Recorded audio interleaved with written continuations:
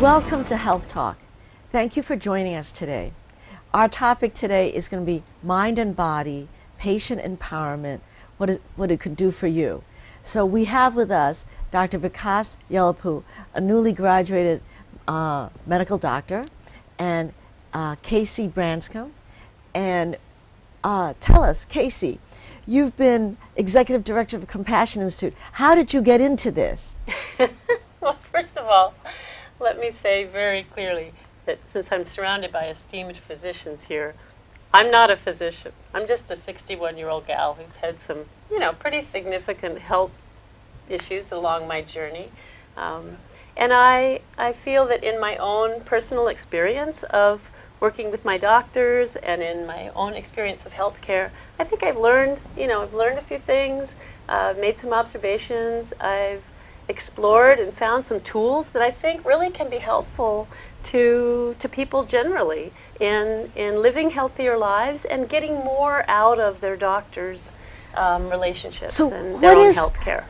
What is compassion training? Like what is that like? Tell us. You're asking about my professional activities right now, and it's been a long journey to get there, but the Compassion Institute is an organization that has recently spun out of Stanford that supports a compassion cultivation training course that 10,000 people have been through. It was developed back in 2009, and it represents a very interesting combination of kind of traditional meditation techniques, sort of mind-body awareness techniques that can be really helpful in really listening to your body and listening to what your feelings are telling you. And it's combined with very modern, psychotherapeutic and psychology science techniques of improving personal relationships, all aimed at kind of recovering that compassionate heart and compassionate self that we all have as children, that we're born with.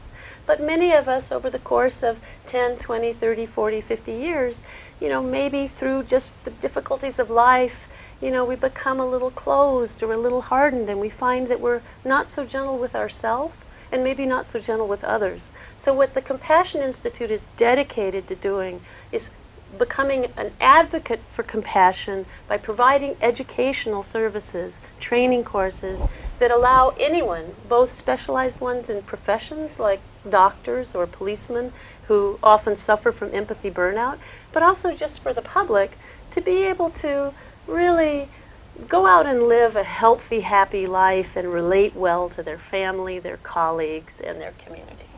Now tell us how this compassion training, mind and body connection, how did it play a role in your life? Tell us. Well, I'll just kind of give you the Reader's Digest version of my personal journey. I had never had any experience with meditation. I had not taken any mindfulness classes. I really was probably pretty much oblivious to the whole mind-body connection. But about 8 or 9 years ago, I was diagnosed with a fairly serious cardiac rhythm anomaly problem that could actually put me into ventricular fibrillation and have my heart stop. So I needed to take maintenance medications to be able to control my heart rhythm and avoid it racing to 230 beats per minute, which was, of course, very frightening. I was living on these, kind of like, the iRhythm or the Life Watch,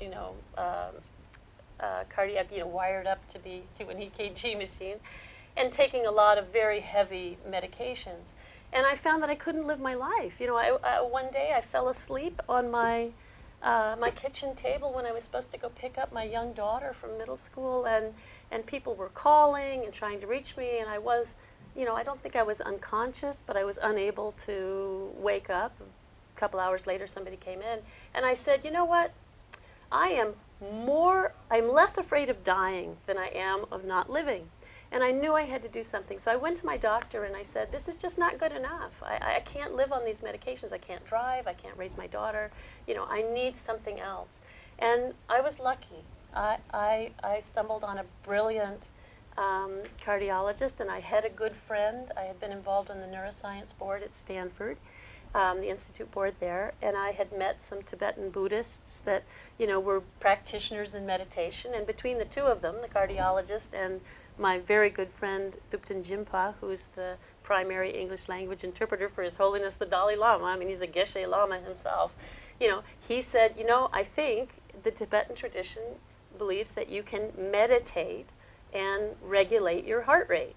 And my cardiologist said, if you can get 20 minutes of window, you know, I can give you a pill-in-the-pocket solution that will allow you, if you can just sort of control the rate of increase of your fibrillation, you can live with no maintenance medication and just a pill-in-the-pocket solution.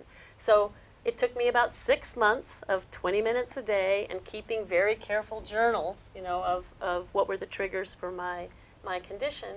But, you know, I'm here today, almost 10 years later. I scuba dive, I ski, I play USTA tennis. I mean, I do occasionally have events, but they're controllable. And I have a protocol that involves, you know, really practiced meditation, and I can regulate this rate of increase of my heart rate. So I'm sorry I didn't want to go so far in that, but when I saw how powerful it was, I said, well, wait a minute, if it can help me with this, maybe it can help me with other things. And as I began to explore the community, mindfulness, biofeedback, you know, I found in particular compassion cultivation, which is kind of a combination or extends on mindfulness concepts, but really brings you out to relationships with other people and improving your life in that regard. You know, I said, wow, this is so powerful. This could be so amazing if we could bring this to our troubled world, that I decided to donate 2 years of my life to assisting in the growth and expansion of the Compassion Institute. And so that's why I'm here.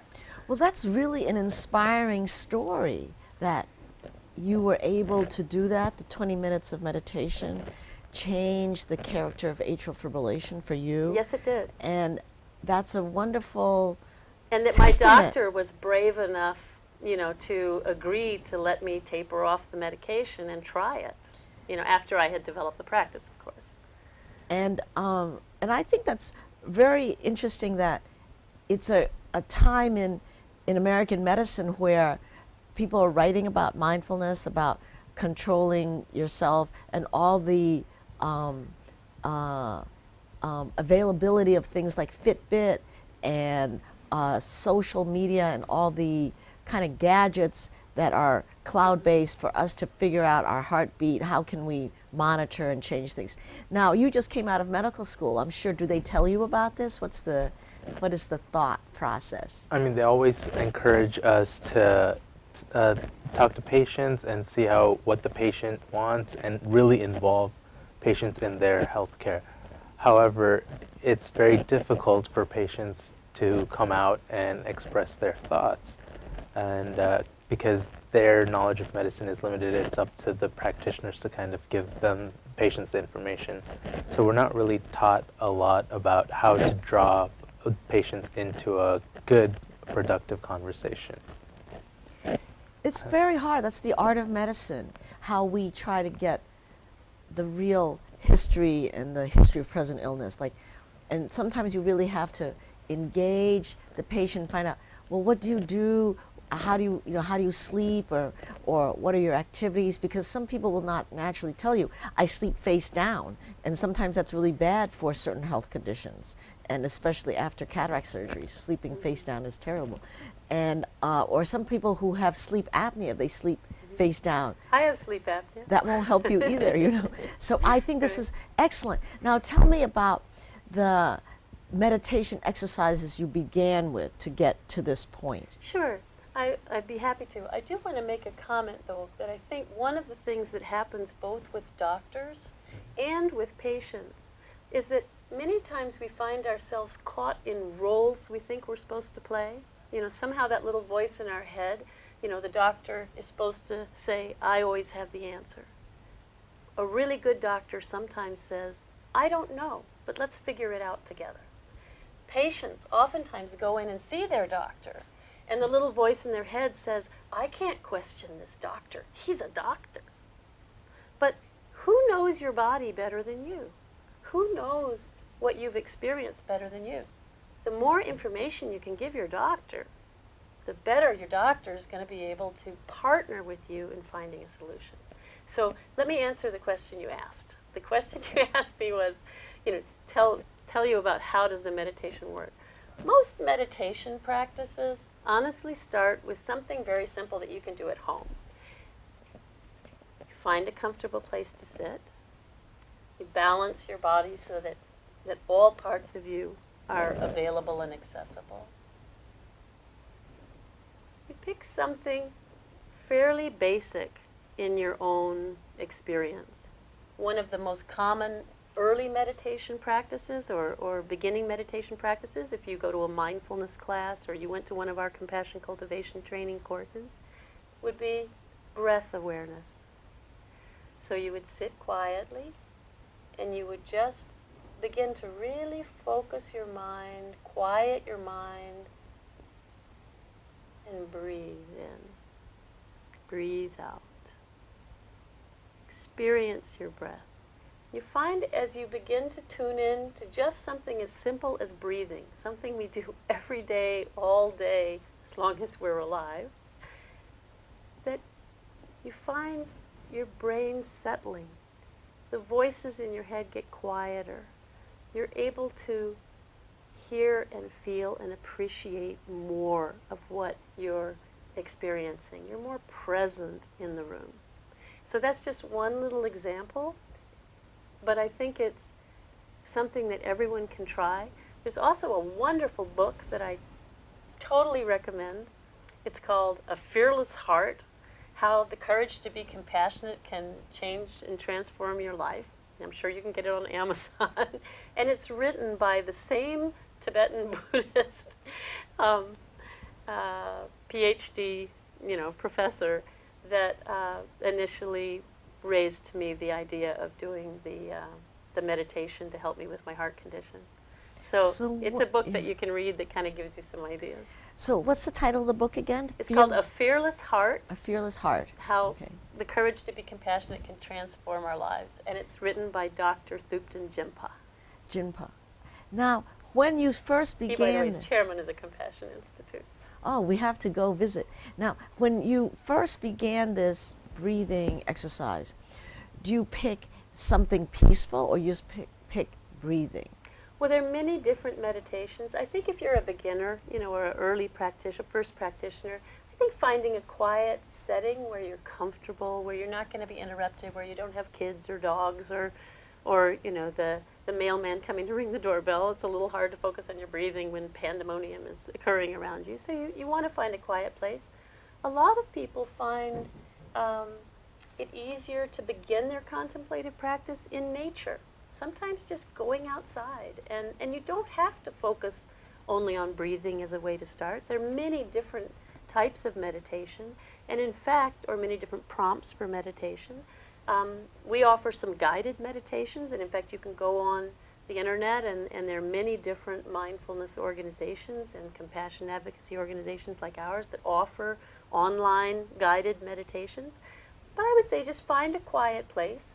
Find a comfortable way to be present with yourself, and find the meditation prompt or guide that is best for you. I mean, here's an interesting example. For teenagers, many of whom have eating disorders, one of the most powerful meditative tools that are used there's an organization called Inward Bound Mindfulness Education. It focuses on helping teens really become present with their self and be body aware. Sometimes they meditate on breakfast, on food. Like, how many teens, ask yourself, do you know if you're really hungry? When do you know if you're full? I mean, if you don't listen to your body, if you don't have a way to connect, that's the first step many times in healing an eating disorder. It's just actually being able to listen to when they're hungry or when they're full.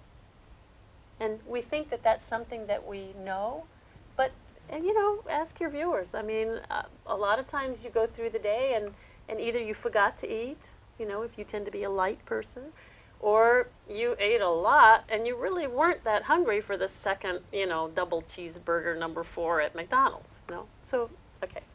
Those yummy cheeseburgers, they'll get you. Now, what's what's really interesting is you mentioned that you should feel yourself. And I think as an ophthalmologist, I see many patients who are staring in front of their computer and they actually give themselves eye disease because they're just staring at the computer 18 hours a day. They forget to blink, which is your body's normal response to vision and light. And therefore you can damage your retina. So there are in many Silicon Valley headquarters, all these giant firms, there are meditation rooms, yoga rooms.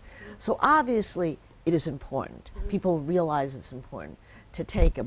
Because it works. Yes. I mean, it works. So it works if for you, if you work at it, but it's no free lunch. You got to work at it. So tell me about working at it. So now for you, do you meditate, do this every day, or only when you feel that you're going to get atrial fibrillation? Well, I actually, and I have to say, I would be the first person to admit it did not come easily to me. I mean, as you can see, I'm a high energy person. I kind of vibrate standing still. And the idea of having to sit quietly for 20 minutes without doing anything but really appreciating my breathing and then ultimately tuning into my heart rate and really kind of becoming one with my heart and all. I mean, that was kind of deep space stuff. So nothing happens overnight. You can't go take a mindfulness pill and, you know, the next day walk out as, you know, the serene, calm, caring person that you want to be. It takes hard work, and it takes encouragement and support. So that's why sometimes these courses, you know, joining a group or participating with others can be helpful. But I would say that the most important thing is to have confidence that if you stick at it, if you work at it, if you allow yourself the time out of your busy life to have a quiet space where you just connect with yourself and your thoughts and create a positive intent for who you want to be and how you want to spend your energy during the day. So my personal practice, I do practice every day. You know, sometimes I have to admit, you know, I tend to just do it first thing in the morning. When I first wake up, I take 10 or 15 minutes. Sometimes I'd like to think it was a half hour, but sometimes it's only 10 or 15 minutes. But I try and make a positive intent for the day. Like this morning, even though I had to get up very early to get to the show, I took 10 minutes to be happy about the beautiful California weather, to feel great about having met you, to be excited about the opportunity to share, you know, what I'm excited about with your viewers. And I, you know, I was able to kind of come forward today, you know, with this kind of light, excited, positive, I can make a difference. You know? So I think, you know, meditation can be used in many different ways. I didn't think about my atrial fibrillation at all this morning, for example. Right. So that I was just trying to answer in that way. Sorry. Oh, now we touched briefly before we got on air about things that could help us as doctors, physician burnout, and Vikas had mentioned that some of his classmates needed time off. Now, Vikas, tell us about that. Yeah. So during medical school, I mean, everyone says it's very difficult, but what happens during clinicals especially is we have both. We have to study our material and patient interactions. We learn to empathize with patients. And you know, it's the first time a lot of people start empathizing and seeing patients in these hospitals in very dire conditions. So sometimes it can really affect the medical students themselves. So I was wondering if you had any tips on how to cope with this, like mindfulness techniques or anything like that. Absolutely. In fact, this is probably one of the most important areas that we're focusing on at the Compassion Institute, but it's also a major national problem. There's quite a lot of scientific evidence and a lot of studies have proven that physicians, especially in certain specialties like oncology or trauma surgery, are suffering burnout, which is a little bit what you experienced as a medical student, at alarming rates. They have higher rates of alcoholism, they have shorter life expectancy, higher divorce rates. I mean, we're really seeing a kind of crisis in the medical community of our most valuable doctors kind of having to leave the profession. And there really are two aspects of this that I think are worth examining. One is the problem of empathy burnout. One of the problems with only focusing on empathy is that if you think about it from a very practical perspective, you're experiencing someone's suffering. If you saw me in an event, trying to breathe, and my heart rate is up, my blood pressure's, disappearing, I'm suffering. That's stressful for you. I mean, if you care about me, that's painful. And if you think about empathy, it's possible to sort of become a martyr. I mean, you have natural defenses. You want to protect yourself from that. And we see it with police, we see it with doctors. You start depersonalizing the patient. You go into surgery and say, I'm doing 5 kidneys today. That's a kind of a tragedy. Because if you ask one of these physicians who's burned out, go back in your meditation. Think about when you were a young man in medical school. Like, why did you go to medical school? Because you wanted to help people, right? You wanted to be able to be there to assist in that suffering, to try and alleviate it. But somehow along the path, empathy, we kind of build a shell around ourselves. So what this compassion cultivation meditation and the dyadic, the sort of speaking or shared or group therapy aspects of it can do is kind of break down that wall. You move from empathy, which can be sometimes a depressing or energy sinking kind of feeling or painful, to transform that to something that's active and positive and balanced. And when I mean balanced, and this is what I really can speak to for medical students, is being compassionate means also being compassionate for yourself. Permit yourself to recognize that you need self-care too. Maybe tonight's the night that you just say, I'm not going to read that book the 3rd time on, how the knee bone's connected to the L bone or the collateral ligament does X, Y, Z. I'm going to go out and play basketball with my friends. And permit yourself to do that. Have a little self-love. Because when you have that, it exudes and empowers and makes you a better doctor. You actually can alleviate the suffering more. You can be more effective in your profession. So that's the thing. The distinction between empathy and compassion. Compassion is active, it's motivating, it's empowering. Oh, that's so good. It's really positive. It's Very great. positive. And it's motivational. Right. And there's also a component of tenacity that you have to keep it up. Well, because to it really- reinforces itself. Right. It's like a reinforcing Right. circle. The more Right. compassionate you are, you get better feedback from other people. You see your impact in other people's lives. You feel better about yourself when you look in the mirror. I mean, it's just, I would, I don't know if you're allowed to say this on TV. I mean, I was kind of an asshole. and people now say to me, I don't know what you're smoking or drinking or taking, but wow, I used to always be a little afraid to call you, and now you're like this amazing, happy, outgoing person. That doesn't mean I still don't make mistakes or hurt people's feelings or do things that I'm ashamed of or wish I didn't do it that way. But I have more self-love now than I've had in a long time, and I have more real desire to help other people, and it feels great. And I have to credit that with having gone through that course a couple of times and read Jim's book. It's a great evolution. I love this topic. Now, for our take-home audience, we have about a few points to make. What would those 3 points be? What would you like to say to all of us out there, to me, to Vikas, to my patients? How can we take this day forward and really transform ourselves? Because we can, and I love your story. So what do you think? I would say first, be a partner with your doctor. Be empowered. Go out, ask questions, be part of the team. Don't just sit there and wait for the pills to be handed to you or the therapy to be told to you. Participate. So that's number 1. Be empowered as a patient. Number 2, recognize that there's a very close mind-body connection.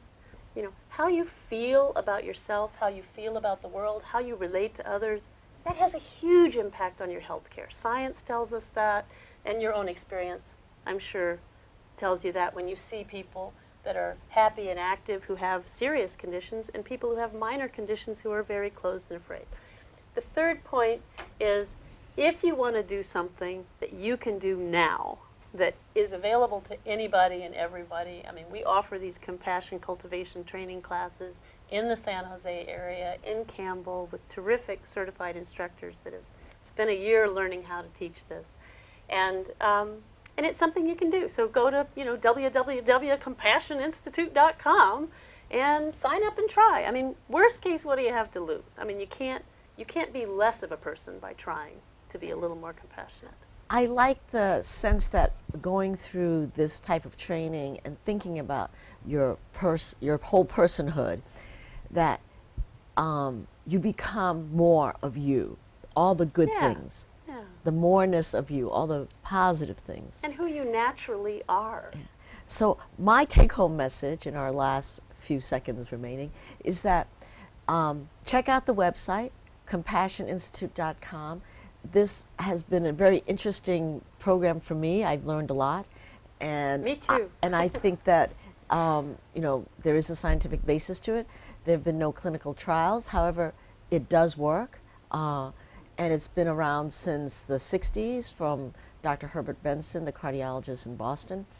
And if you like this show, donate to KSAR-TV, Saratoga Access Television, and join us and look at the CompassionInstitute.com website. And there is Casey Branscomb's picture there and the board of directors. And thank you for joining us today. Thank you, Gloria, for having me on the show. This is great. Thank you. Yeah. Thank you for joining us today. Thank you. It was great. Yeah.